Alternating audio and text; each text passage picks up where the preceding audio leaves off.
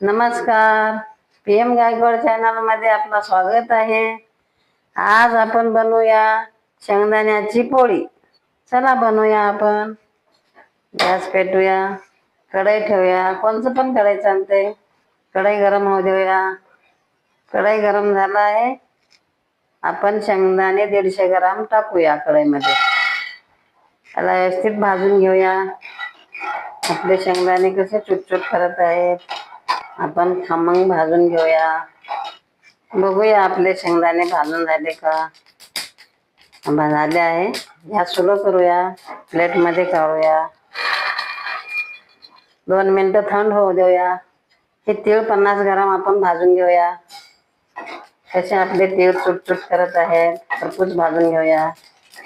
झाले भाजून. तेव्हा कसं पीठ होत आहे.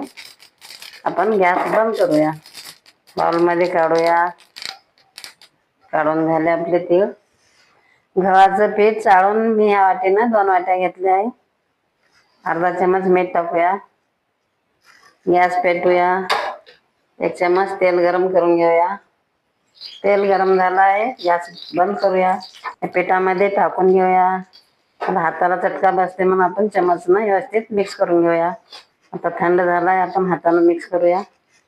हे तेल टाकल्याने पोळी आपली खुसखुशीत बनते.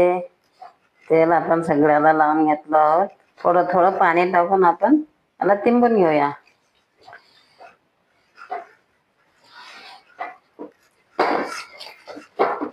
आपलं पीठ मळून झालंय. आपण बाउल मध्ये ठेवूया.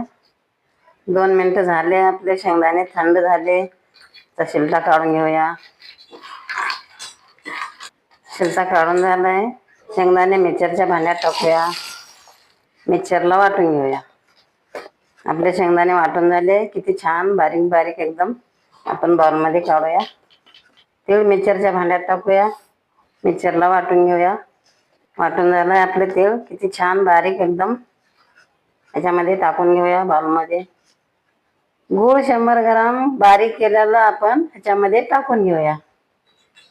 इलायची पावडर अर्धा चमच टाकूया. सोप अर्धा चमच टाकूया.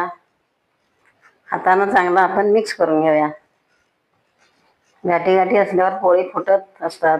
मिक्स करून घेतल्यानंतर किंवा आपण बनवू शकता. किती दिवस पण आपलं हे पुरण खराब होत नाही. सर्व मिक्स करून झालं आहे. गॅस पेटूया. फॅन तवा ठेवूया. कोणचं पण तवा चालते. तवा गरम होऊ देऊया. पोळपाट घेऊया. लाटणं घेऊया. जेवढं आपल्याला पोळीला लागते पीठ तेवढे आपण गोळे बनवूया. तुम्ही मोठे पण घेऊ शकता, छोटे पण घेऊ शकता. मी या पद्धतीने घेते. छोटे छोटे बनवते. सगळे गोळे बनवून तयार झाले. आपण पिठाचा गोळा घेऊन वाळं पीठ लावल्यावर हाताला चिटकत नाही पीठ. असं वाटी बनवून घेऊया आपण व्यवस्थित. ह्या पद्धतीनं आपण वाटी बनवून घेतलं. आपल्याला जेवढं भरायचं आहे तेवढं आपण पुरण भरूया. मी 2 चमच भरत आहे. ते बनवून घेऊया गोल. असं बनवूया चाक केल्यासारखं गोल गोल एकदम. आता थोडंसं पीठ टाकूया वाळलं आणि लाटून घेऊया. थोडं पीठ लावूया लाटणाला. म्हणजे चिटकत नाही. पोळी फुटत नाही. त्याला व्यवस्थित लाटून घेऊया. आपली शेंगदाण्याची पोळी लाटून झाली आहे. थोडंसं तव्यावर तेल टाकूया. पोळी आपण व्यवस्थित तव्यावर टाकूया. थोडंसं गॅस फास्ट करूया. थोडंसं तेल लावूया.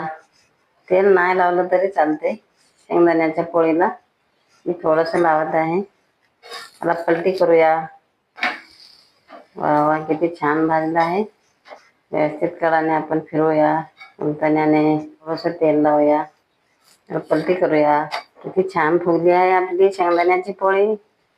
ह्या पद्धतीने केल्यावर मुलं पण छान आवडीनं खातात. मोठे पण खातात. आणि शेंगदाणे गोड तीळ घातल्यावर एकदम पौष्टिक बनते पोळी आपली. किती छान भाजला आहे दोन्ही साईडनं पण. दोन्ही साईडनं भाजला आहे आपली पोळी.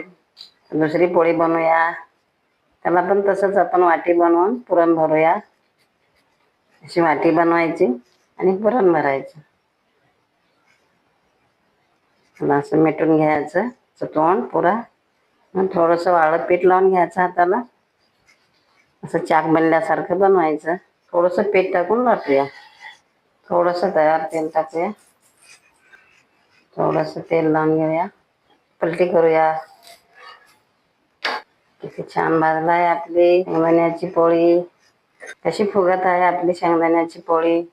सर्व आपण ह्या पद्धतीनं बनवून घेऊया. ह्या पद्धतीनं बनल्यावर 15 दिवस पण खाऊ शकता आपण. आणि लहान मुलं पण आवडीनं खातात, मोठे पण आवडीनं खातात. ह्या पद्धतीनं बनवून पहा, बनवून खा. जर तुम्हाला हा व्हिडिओ आवडला असेल तर व्हिडिओला लाईक करा. असेच आणखी व्हिडिओ पाहत राहण्यासाठी चॅनलला सबस्क्राईब करा. धन्यवाद.